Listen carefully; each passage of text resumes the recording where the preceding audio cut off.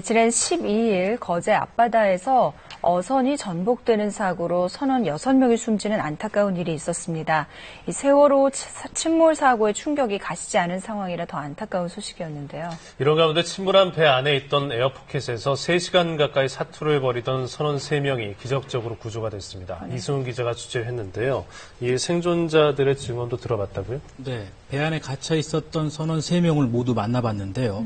이들이 생존할 수 있었던 것은 이른바 에어포켓 덕분이었습니다. 네. 세월호 참사보도 때 많이 들어보셨을 텐데요. 에어포켓. 선박이 침몰할 때 배 안에 남아있던 공기가 상층부로 올라가 만들어지는 작은 공간이 에어포켓입니다. 이 에어포켓으로 3명의 선원이 기적적으로 목숨을 건질 수 있었습니다. 생존자들의 증언 등을 토대로 사건을 재구성해봤습니다.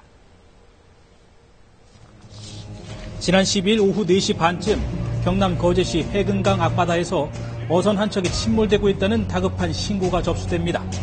해경이 도착했을 때 배는 이미 절반 이상이 물에 잠긴 상태였습니다.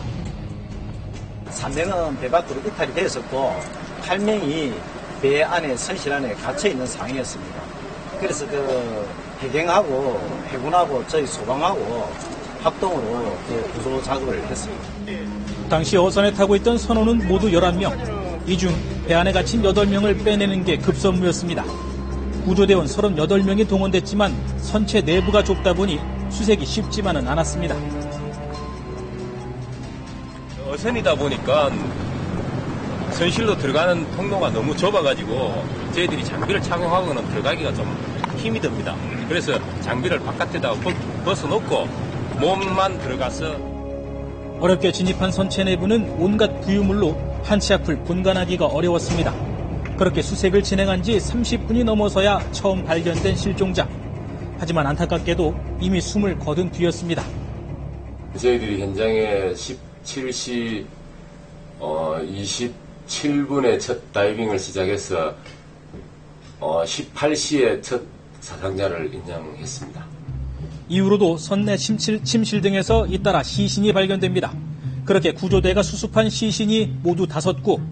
희망은 점점 사라져가고 있었습니다. 조타실, 그다음에 선수 침실, 식당, 기관실을 훑어나오면서 마지막으로 들어간 곳이 항미에 있던 선원 침실이었습니다. 격실도 협소하고 남아있는 공기도 얼마 되지 않았기 때문에 그때 선실 1층 쪽에 다가간 구조대에게 무언가 생존자의 움직임이 느껴졌습니다. 곧바로 인기척이 있는 곳으로 접근한 구조대. 의식은 희미했지만 숨을 쉬고 있는 실종자를 발견합니다. 기적 같은 일이었습니다. 사람 머리 하나 정도의 공간이 나와 있습니다. 불소 마취가 와서 의식이 없는 상태였습니다. 구조대가 1층 선실에서 구해낸 선원은 모두 3명. 이들은 배가 뒤집힐 때 배 안에 남아있던 공기로 만들어진 이른바 에어포켓 안에서 숨을 쉬며 3시간 가까이를 버텼습니다. 의식이 없는 분도 있었고 또 의식이 있는 사람도 있었습니다. 그래서 저체온증으로 인한 중상 상태를 좀 방지하기 위해서 병원에 입원을 하였습니다. 물이 들어온 배 안에서 몇 시간씩 생존하는 일은 사실 기적과도 같은 일입니다.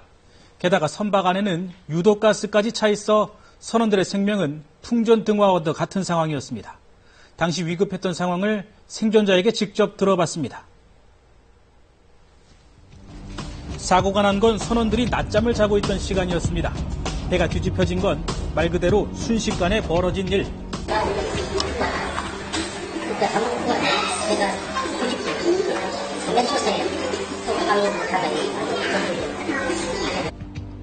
선원들은 미처 대피할 시간도 없이 뒤집혀진 배 안에서 공포에 떨어야 했습니다.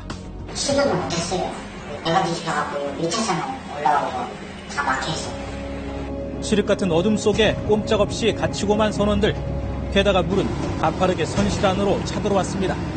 갑자기 순식간으로 물이 여기까지 불었고 그러다가 좌충우중 여기까지 타면서 냄새까지 고약하니까는 사람들이 다 거기다 말수가 다 가는 거예요.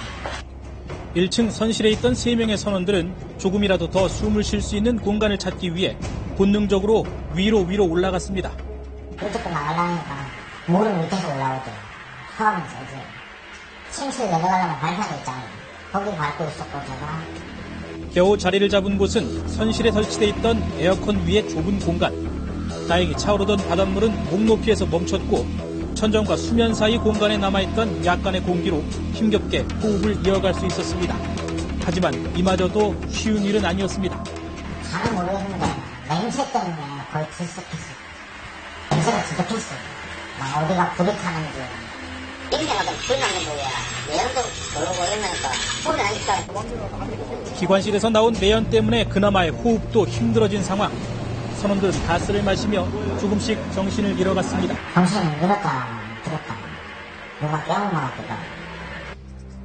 선원들은 의식을 잃어가는 자신들이 살 수 있었던 건 천만다행으로 만들어진 에어포켓과 함께 구조대가 바깥에서 뚫어준 구멍 때문이었다고 했습니다. 구조대가 만약에 구멍을 뚫어갖고 산소가 들어오니까 내가 죽을 수 있지. 만약 구멍을 안 뚫었으면 산소가 안 들어갔으니까 그럼 그대로 죽는 일이지. 칠흑 같은 수면 아래서 3시간 가까이를 죽음과 싸웠던 3명의 선원들. 결국 무사히 구조돼 가족들의 품으로 돌아올 수 있었습니다. 세월호 참사 때부터 실종자의 마지막 희망으로 거론됐던 에어포켓이 정말 3명의 목숨을 살린 겁니다. 에어포켓이 이제 어느 부위에 생겼냐도 중요하겠죠. 다행히 지금 선실에 생겼기 때문에 그 선원의 거주구 안에서 에어포켓이 생겼기 때문에 호흡이 가능한 건데, 이들 3명을 포함해 5명의 선원이 극적으로 구조되긴 했지만 이번 사고로 선장을 포함해 모두 6명이 목숨을 잃었습니다. 배경은 많은 인명피해를 낸 어선 침몰의 원인이 인근에 있던 바지선과의 충돌에 이은 것으로 보고 과실 여부 등 진상을 철저히 규명하겠다고 밝혔습니다.